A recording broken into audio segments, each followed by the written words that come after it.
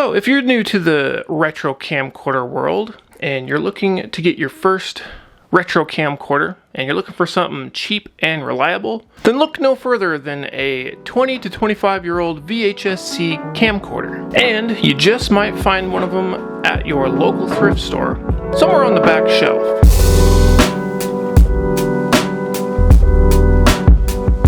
Hey there, welcome back to my camera collection. This here is the Panasonic PV-D209 from 1999. This camcorder records to mini VHS tapes called compact VHS, or VHS-C for short. So I got some clips while out hiking out in Sedona, Arizona, and I got some skate park clips with it, along with some fisheye clips that I got at the skate park as well. So I'll show you some of the test footage, and then I'll let you know more about what I think of it, and we'll go over some of the specs and features on it. Let me know what you think of the footage that comes out of the Panasonic PV-D209.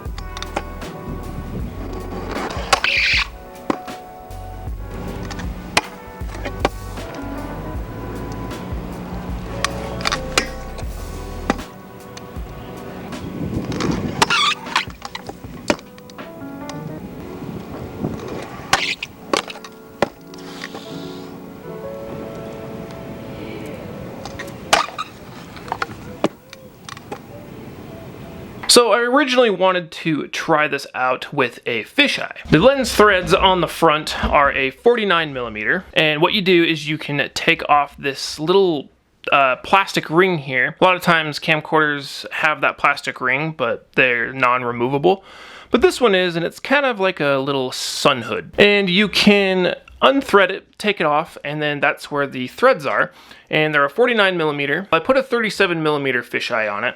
And the reason why I put that on there is because a 58mm, because the lens kind of sits back behind like where the light is, or this part of the body of the camera. And so you're not able to line up the threads to put on a 58mm or a 52mm fisheye. So I tried that out, and I don't know, I didn't really care for the way that the footage looked with fisheye on it. Usually I like the way that camcorders look with fisheyes, but this one has kind of more of pixelation and distortion. I don't know, it almost just kind of looked like all the images were just kind of crammed together.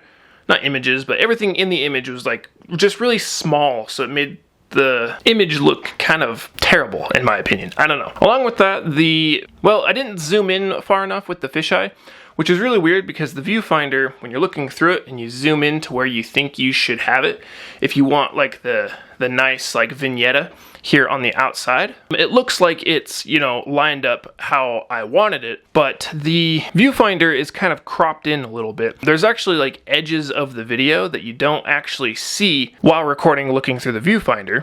So when I recorded it, I digitized the footage, I could see that there was much more image on the sides than I thought there originally was. So it made it look much more round and a lot more wide of an angle. So the camera wasn't close enough for a lot of the fisheye shots that I did. So you kind of got to zoom in a little farther than you think you need to. And I know that's kind of the case with a lot of these older retro camcorders. The other thing is, if you're recording and you're pointing in the direction of the sun, not that you're looking straight at the sun, but like the sun's over here somewhere and you're recording, the sun kind of just blows out the entire image. It's extremely overexposed, and even trying to use like the manual shutter on it didn't really help that much. And the little lens hood that's on it is it's not really big enough. Well, it's not really big enough to kind of block out the sun. So I almost kind of had to like cup my hand around the lens and try to not get my hand in the shot as well. It's the only camcorder that I've really used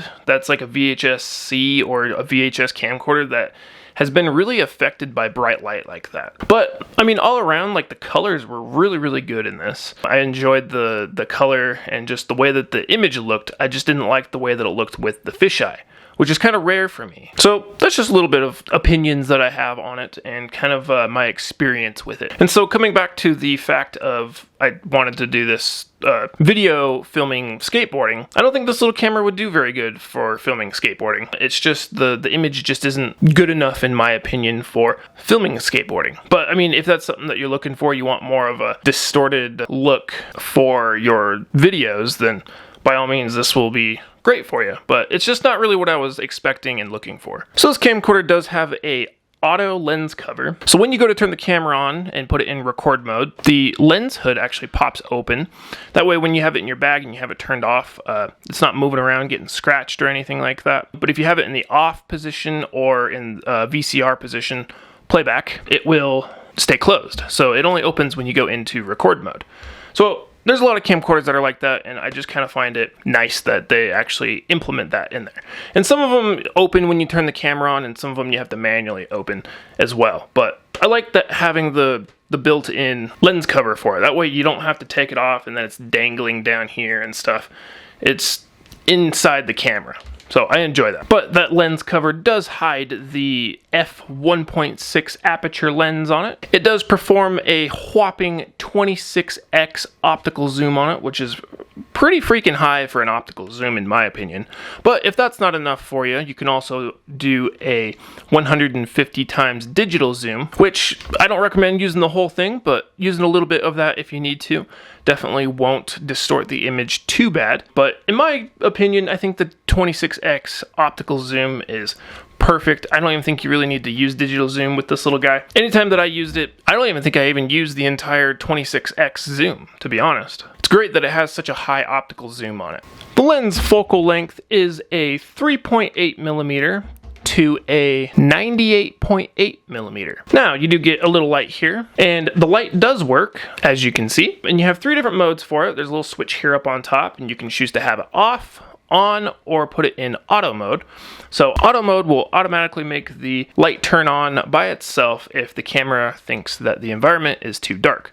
And in my opinion, the light is not very bright, so it's not going to really do much for you if you're in a open space. Really, if you're in a more closed environment, you know, tight quarters kind of thing, I think this light will work okay, but I don't think it'll work very well. Now, this little camcorder does perform manual focus, and there's a little wheel here right underneath the lens assembly here, and you can push it in like a button and it'll turn the manual focus on or off, and then you can roll the wheel left and right to adjust the focus near or far. Now, the minimum lux on this camcorder is 7 lux, which is not very good for low light, which is probably why they added the light system on it to kind of help with your low light shooting. But like I said, the light's not very bright, and I don't think it was really designed for you to shoot in complete darkness. I think it was designed for just low light situations. And this camera does have electronic image stabilization, and it's kind of weird because if you watch my Panasonic PV L353 review. I'll leave a card up above. If you have it all the way zoomed out and you turn the image stabilization on, it kind of crops in a little bit, so it's kind of weird. And then I noticed with the other camera, the L353, if you move into frame or something, the image will kind of shift around by itself, and that's super weird. I'm not sure if this one did it. I didn't see anything like that when I was capturing the footage, but it might crop in like that, so that way it can like digitally kind of adjust the image for the stabilization. And then up on top, you also have your buttons for backlight, fade, obviously your EIS button, and your digital zoom. So you can use any of those systems with this little camcorder if you need to. Now it does have a pretty bare menu on it, but you can also adjust the shutter speed. You can adjust it manually as low as 1 in 100 and as high as 1 in 10,000. So the shutter speed actually goes pretty high on this guy. And it does have a variable rocker zoom. So it does have different speeds on it. It's not just one speed in and one speed out. You can get a variable zoom on it, different speeds. And another thing that is really weird with it, and this was with the Panasonic PV-L353 as well, is it has motion detection recording. So if you turn that on in the menu, you can actually have it set up for motion detection recording. So if a dog runs in front of the camera will recognize that something's moving and it will start recording. I didn't really play with that at all with this one, but with the L353, I played with it and it was a little janky. Once it started recording, it seemed like the record button didn't work to stop the recording. So I actually had to end up turning the camera off and turning it back on to get it to stop recording. So I'm not sure if this one is the same way or not. Now, you might be wondering where the playback buttons are, and they're actually under the viewfinder here. And the viewfinder has like 180 degree range on it, which I think the playback buttons are in a weird spot in my opinion.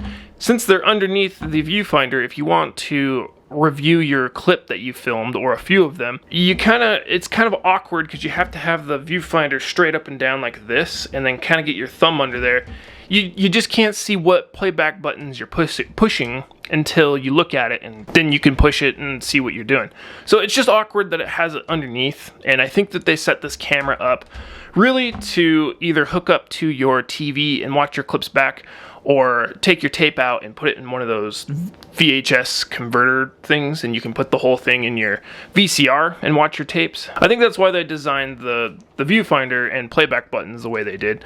So that way when you fold the camera up, the playback buttons are here up on top instead of folded out and now they're on the bottom. So if you're wanting to watch your footage back, you're not going to get any audio. That's because there's no playback speaker on this. So you're going to have this hooked up to some form of a TV or some kind of capture device like a video recorder or something like that. And the only way to do that is through this 3.5mm AV out. You'll have to have like a 3-to-1 style AV cable that will hook up to this 3.5mm AV out port. So I think this is a great little camcorder for anyone starting out in the world of retro camcorders. It's going to give you that real retro feel to it because it is mini VHS-C, so you're still going to have that VHS look. It's much more compact than a full VHS camcorder.